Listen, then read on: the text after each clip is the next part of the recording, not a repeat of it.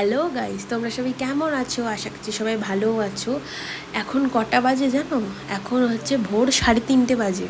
আর আমি কেন রেডি হয়ে দাঁড়িয়েছি জানো? আজ যাচ্ছি আমরা ওল্ড দীঘা, আমাদের আরেকটা বাড়িতে। এই দেখো, আমার মেয়ে ঘুমাচ্ছে আর এদিকে আমাদের সব প্যাকিং রেডি। আরও ব্যাগ যাচ্ছি, সেটা ওই ঘরে আছে আরেকটা রুমে। আর ওদিকে দুজন মানে আমার দাদার রেডি হয়ে গেছে। আর আমি এদিকে উবের বুক করার জন্য আমি রেডি হচ্ছি, যে উবেরে কত কী নিচ্ছে সেটা আমি দেখছি কতক্ষণে আসবে। আর এদিকে দিদি রেডি, দিদি সব ব্যাগ ফ্যাগ লাস্ট গুছিয়ে নিচ্ছে।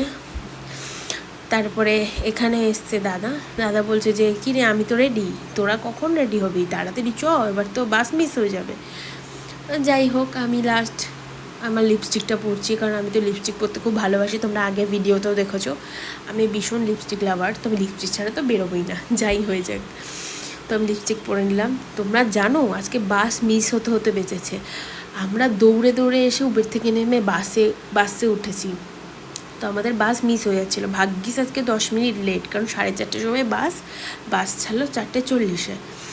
এই হচ্ছে দিদি মাকে ফোন করে সেটা বলছে, জানো মা আমরা বাস পেতাম না আজকে। তো মা তো খুব টেনশন করছে। তো যাই হোক, অ্যাট লাস্ট বাস ছাড়লো। বাসে উঠে বাস ছাড়ার আনন্দটাই আলাদা।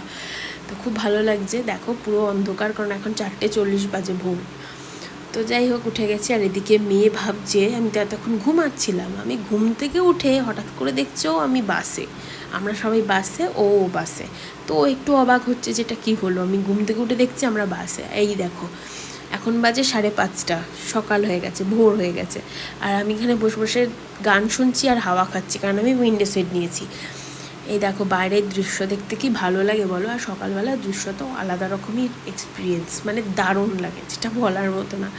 তো এদিকে দেখো মেয়ে আবার ঘুমিয়ে পড়েছে, দিদি ওকে ভালো মতো ধরে আছে যাতে ও পড়ে না যায়। আর এদিকে তখন বাজে 6:30, 1 ঘন্টা পরে। তো এদিকে আবারও গান শুনছি আমি বসে বসে আর হাওয়া খাচ্ছি, ভীষণ ভালো। এই দেখো আরেক কেলেঙ্কারি, বাস নাকি আর যাবে না, কারণ বাসের টায়ার হয়েছে পাংচার। বাসের টায়ার নাকি পাংচার হয়ে গেছে, মানে এ বাস সারাতে আরও 2-2.5 ঘন্টা লাগবে। তো বাসের ড্রাইভার আর কন্ডাক্টর মিলে বলছে যে বাস এখন যাবে না, আপনাদের অন্য বাসে আমরা তুলে দেবো, আপনাদের সেই বাসে যেতে হবে। আবার এদিকে বৃষ্টি শুরু হয়ে গেছে, তো বৃষ্টির মধ্যে আমরা যাবো কী করে, এক টেনশন ভগবান জানে। আর এদিকে আমার মেয়ে দেখো, ও জেগে গেছে আর ওকে একটু ফ্যান চালিয়ে দিচ্ছি। তো ও শুধু ফ্যানের হাওয়া খাচ্ছে, কারণ ওর খুব গরম লাগছে, গোমোট একটা গরম। কি জোরে বৃষ্টি হচ্ছে তোমরা দেখো গাইজ, ভীষণ জোর বৃষ্টি হচ্ছে। আমাদের তো মাথায় হাত, যেইটুকু বাচ্চা প্লাস এত লাগেজ নিয়ে আমরা নেমে অন্য বাসে উঠবোই বা কী করে। তো বা সবাইকেই যেতে হচ্ছে, কারণ 2-2.5 ঘন্টা বসে থাকা তো মুখের কথা না। এই দেখো অ্যাট লাস্ট আমরা আবার নতুন বাসে উঠে পড়েছি, কারণ ড্রাইভার আর কন্ডাক্টর আমাদের অনেকটা হেল্প করেছে, অন্য বাসে আমাদের বসিয়ে দিয়েছে। এই তো এই দেখো আমরা ওল্ড দীঘাতে নেমে গেছি, আমরা আমাদের বাড়ির দিকে রওনা হয়ে গেছি। বাস থেকে নেমে পাপা দাঁড়িয়েছিল, তো আমরা নেমেই টোটোতে উঠিয়ে দিয়েছে পাপা আমাদের, আমি দিদি আর মেয়ে আর লাগেজ আছে আমাদের সাথে। আর ওইদিকে পাপা আমার দাদাকে নিয়ে বাড়ির দিকে বেরিয়ে গেছে বাইকে। পাপা বাইক এনেছিল, দাদা পাপার সাথে বাইকেই বেরিয়ে গেছে। তো আমরা একটু ভেতরের দিকে থাকি, বলতে গেলে আমরা দীঘা বাইপাসের দিকে থাকি। তো বাইপাসের দিকে আমাদের বাড়ি বলতে আমাদের নিজেদের বাড়ি না, আমরা ভাড়া বাড়িতে থাকি। ভাড়া বাড়ি বলতে আমার বাবার বিজনেস সূত্রে এই বাড়ি নেওয়া, এখানে আমার বাবা বিজনেসের কাছে থাকে। আমাদের বাড়ি এমনি ঢাকুরিয়ায়, তো আমরা থাকি ওল্ড দীঘাতে ভাড়া বাড়িতে। এখন মানে থাকি না, মাঝে মাঝে আমি আসি, আর ওরা বেশিরভাগ সময়ই থাকে বিজনেসের সূত্রে। তো এই দেখো আমরা ঢুকে গেছি, এবার আমরা বাড়ির পথে রওনা দিয়ে দিয়েছি। অলরেডি বাড়ির খুব কাছাকাছি চলে এসেছি। তো এই চলে যাচ্ছি আস্তে আস্তে। দেখো কি দারুণ রাস্তাগুলো, আমার তো ভীষণ ভালো লাগে এখানে আসতে, কারণ এইরকম গ্রামের রাস্তা আমাদের ওখানে কোথায়, আমরা তো ফুল শহরে থাকি।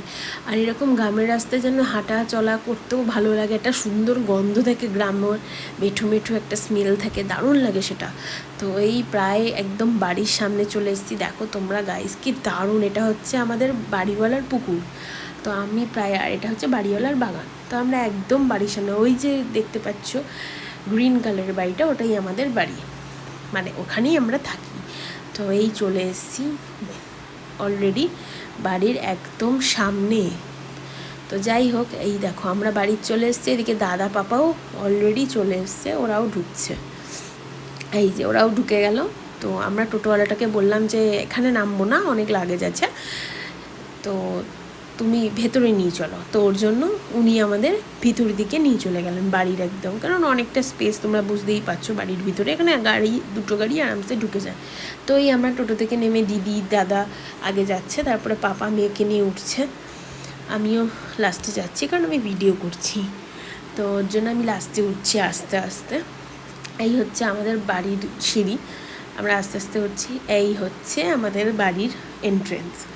তো এই মা নিয়ে নিয়েছে মেয়েকে অনেক দিন বাদে দেখাতে, অনেক দিন না, মিনস দুদিন আগে মা পাপা চলে এসেছিলো, দুদিন পর আমরা এসেছি, তাই খুব এক্সাইটেড। আর এদিকে মা মেয়েকে ড্রেস চেঞ্জ করে দিচ্ছে, আর এদিকে দিদিকে বকছে, কারণ দিদি ভাবছে দিদির জন্য আমরা বাস পাইনি, তাই বাস আমাদের মিস হতেও তো বেঁচে গেছে, সেটাই দিদিকে বকছে। আর এদিকে আমি তোমাদের ফুল ঘরটা ঘুরিয়ে দেখাচ্ছি। এই দেখো, এটা আমাদের কিচেন, আমাদের কিচেনটা অনেকটাই বড়।